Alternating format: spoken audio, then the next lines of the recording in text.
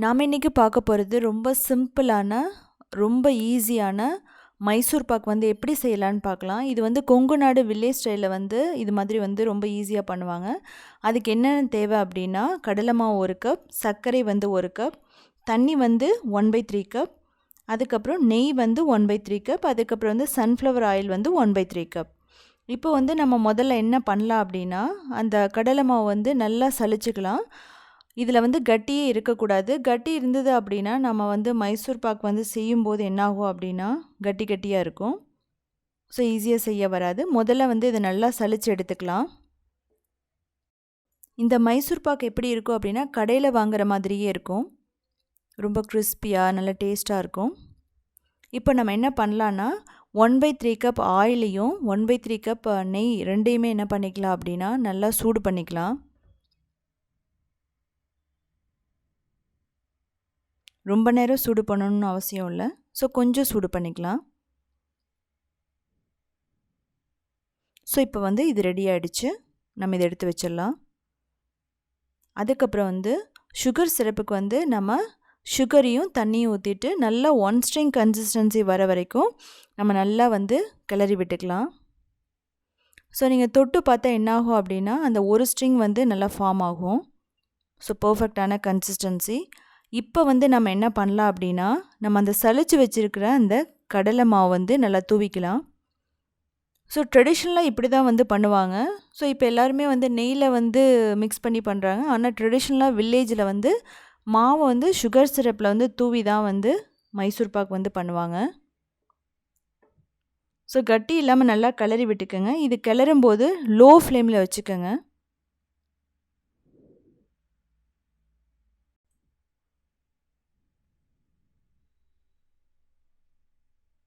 முதல்ல நம்ம என்ன பண்ணணும் அப்படின்னா கட்டி இல்லாமல் நல்லா கிளறினதுக்கு அப்புறமா வந்து நல்ல சூடான நெய் ஆயில் ரெண்டுமே வந்து சூடு பண்ணி வச்சுருக்க நெய்யும் ஆயிலையும் வந்து நம்ம வந்து இதில் ஊற்றி கொஞ்சம் கொஞ்சமாக ஊற்றி நம்ம கிளற போகிறோம்.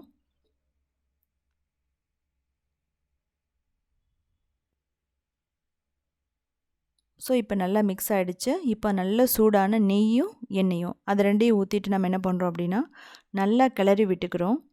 இதனோட பதம் எப்படி இருக்கணும் அப்படின்னா நல்லா வந்து பொரி பொரியாக வந்து நல்லா கிறிஸ்பியாக வரும். அந்த பேனில் ஒட்டாமல் வரும்போது நம்ம வந்து இது எடுத்துடலாம்.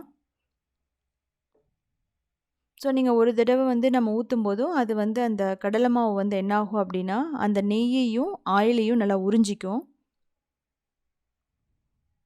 ஸோ இது 5 நிமிஷத்தில் வந்து இது ரெடி ஆகிடும்.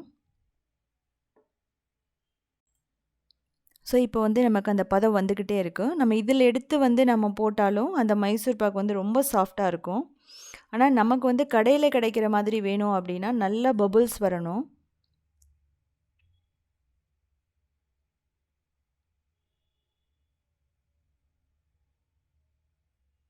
நம்ம பக்கத்தில் வந்து எண்ணெயும் நெய்யும் வந்து நல்லா சூடு பண்ணிக்கிட்டே இருக்கணும். ஸோ இப்போ நல்லா கிறிஸ்பியான அந்த பதம் நமக்கு வந்துருச்சு. நல்லா ஒட்டாமல் வந்துருச்சு. ஸோ இதுலேயே நம்ம வந்து எடுத்துடணும். இல்லைன்னா அது உடஞ்சி போயிடும். ஸோ இப்போ பர்ஃபெக்டான கன்சிஸ்டன்சி. இப்போ வந்து நம்ம என்ன பண்ணலான்னா பட்டர் ஷீட் போட்டு வச்சுருக்க அந்த ட்ரேயில் வந்து நம்ம ஊற்றிக்கலாம். எதுக்காகனா ஈஸியாக டீமோல்ட் பண்ணுறதுக்காக. நம்ம இதை போட்ட உடனே என்ன பண்ணணும் அப்படின்னா நல்லா ஈவனாக வந்து தேய்ச்சி விட்டுறணும். அப்போ என்ன ஆகும்னா மிடில் வந்து கொஞ்சம் ப்ரௌன் ஆகும். அதுக்கப்புறம் மேலே வந்து ரொம்ப சாஃப்டாக இருக்கும். இது வந்து ஒரு 10 நிமிஷம் இல்லைன்னா 20 நிமிஷத்தில் வந்து இது வந்து ரெடி ஆகிடும்.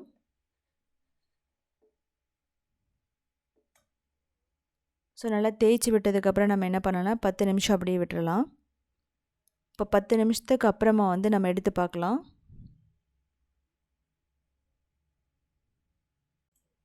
இப்போ பட்டர் ஷீட் போட்டதுனால நமக்கு வந்து டீமோல்ட் பண்ணுறதுக்கு ரொம்ப ஈஸியாக இருக்கும்.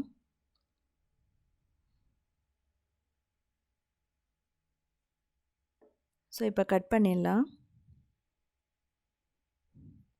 ஸோ இப்போ பார்த்தீங்கன்னா ரொம்ப பர்ஃபெக்டாக உள்ளே வந்து நல்லா பபிள்ஸாக நல்லா கிறிஸ்பியாக நல்ல டேஸ்ட்டாக இருக்கும். ஸோ இது வந்து பர்ஃபெக்டான கன்சிஸ்டன்சி. இதே மாதிரி நீங்கள் வந்து செஞ்சு பாருங்கள். ஸோ நம்ம வந்து கடையில் போயிட்டு நம்ம வாங்கணும்னு அவசியம் இல்லை. ஸோ நடுவில் வந்து நல்ல ப்ரௌனாக இருக்குது.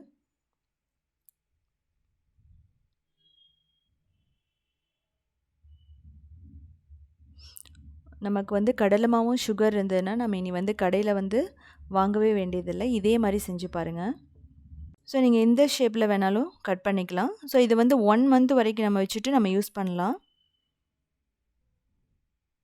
ஸோ நான் ரொம்ப ஆயிலும் யூஸ் பண்ணல, ரொம்ப நெய்யும் யூஸ் பண்ணலை. ஸோ பாருங்கள் எவ்வளோ சூப்பராக, நல்லா கிறிஸ்பியாக சூப்பராக இருக்குது. ஸோ இதே மாதிரி நீங்கள் செஞ்சு பார்த்துட்டு கமெண்ட் பண்ணுங்கள். ஸோ இந்த தீபாவளிக்கு வந்து இந்த ஸ்வீட்டை வந்து கண்டிப்பாக செஞ்சு பாருங்கள்.